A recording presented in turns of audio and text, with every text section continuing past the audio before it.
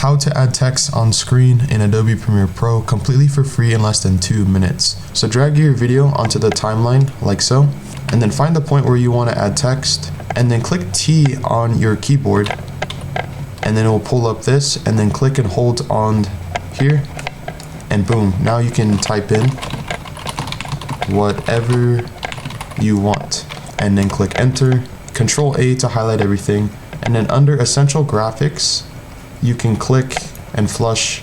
You can create bigger or smaller text, or you can go under to effect controls, and then under here text, you can do the same exact thing. You can even make the text a little bit wider, or you can make it like this as well.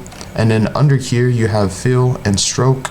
Stroke makes the text more dark in the background. You even have an option to add a shadow. If you want to change the shadow, you click the box, you change it to color red, see how it changes. And then under here you have another option to add shadows, or the distance of the shadow. And then here you have another option to add more, so that your text looks a little bit different. And that is how you add text. You can also change the text by double clicking on the text and click underneath source text.